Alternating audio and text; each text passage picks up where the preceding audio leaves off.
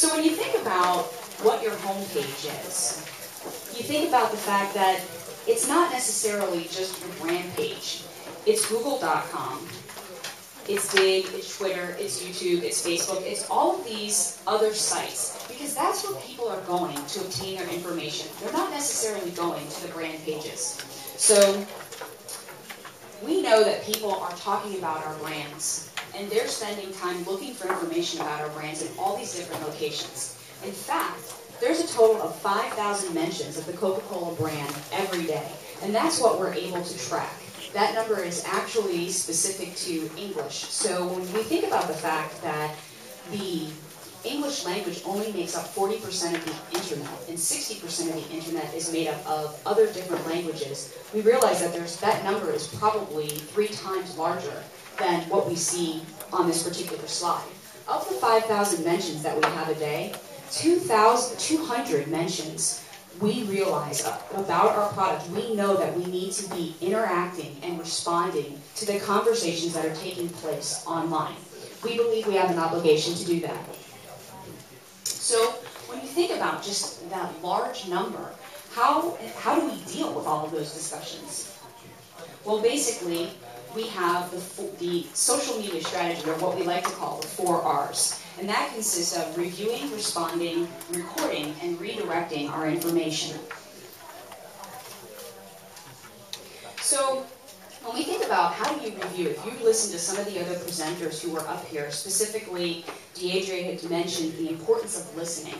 And there really is a ton of relevance when you think about, how do you monitor what's being discussed online? So all of you are generating interesting content out there, but there's many, many more of you than there are of us. And so we need to make sure that we are responding to your concerns and the things that you're mentioning and interacting with you on various different levels. So this slide shows us a chart, if you will, and that's basically what enables us to see what's being discussed in this space. And there's various different types of tools that are out there. Some of you are probably very familiar with them. How many of you have heard about Radiant 6? Okay, there's a few hands in the room. What about Sysomos? There's a few people. Okay, good. And Scout Labs? So these are just the different tools that we use to try to help us to understand all the different conversations that are taking place about our brands online. So that's the importance of reviewing. And then there's the importance of making sure that we're not just listening, but then how are we participating with our various different audiences, and how are we interacting with them? So this slide, it's kind of an interesting reference. It says, the Moses method doesn't work for social media. And so what that means is, I would say some of you probably are familiar with Moses and the 10 Commandments. For those of you who aren't, basically, Moses traditionally, many thousands, hundreds of years ago, came down and he said, this is what God wants. These are the 10 Commandments. And basically, people were supposed to go out and follow and abide the 10 Commandments. These were what we wanted people to think about with regard to their belief system. Well, we know that that's not necessarily the case with our brands. People aren't necessarily just going to go out and buy into what we say about our brands. Rather, we need to create compelling content, and we do so by listening. So the first R, reviewing. And then the second R is creating very relevant and nurturing dialogue, so that this isn't just, here's what we say Coca-Cola is all about. And I think you guys have experienced some of these different activities and the ways that we engage with our audiences today. So if you could compare these conversation starters, it says, when you open a Coke, 12,607 bubbles are born. Happy birthday, Bubbles. Versus, Coke 2 liters are on sale for the holidays at your local supermarket.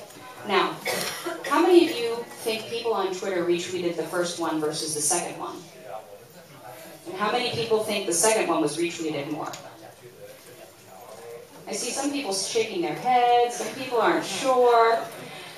Basically, when we talk about creating nurturing and compelling conversation and content, people don't want to hear sales talk. You guys know that. You blog. You know what people are interested in. They want information that is relevant to their daily life. And so that's what we're trying to do. We're trying to make sure that what we're talking about, as we listen to the conversations that are discussed online, as we review them and we start to engage, that we're creating compelling information. So now you think about this. Who's going to do the responding?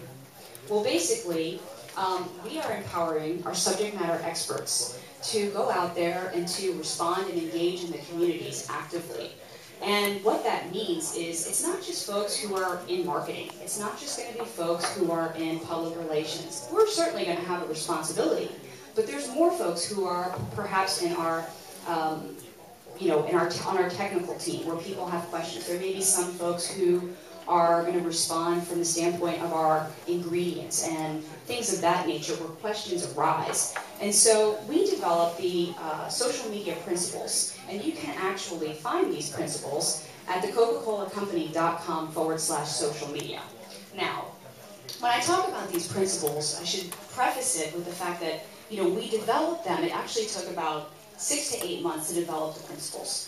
And the reason we needed to do this is because how many of you are familiar with the FTC guides that have come out recently with regards to, I see just a few hands.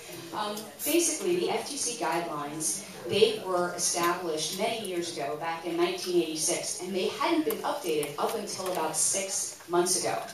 So, as a result of the updated guidelines, we established our social media principles. And what they are, they basically, there's 5 company commitments, there's 5 online associate guidelines, and that's basically for people who are not subject matter experts, but they are people who work for the organization, and they may not necessarily be blogging on behalf of the company. And then there's a series of 10 spokesperson guidelines, and you can actually find this online at the URL that is mentioned below. And essentially what these guidelines do is they say this is what we commit to you, to our audience, to our consumers. So then there's a group that we're calling the blog SWAT. So this is how we're going out and we're responding. Again, we're talking about the 4 R's, review and respond.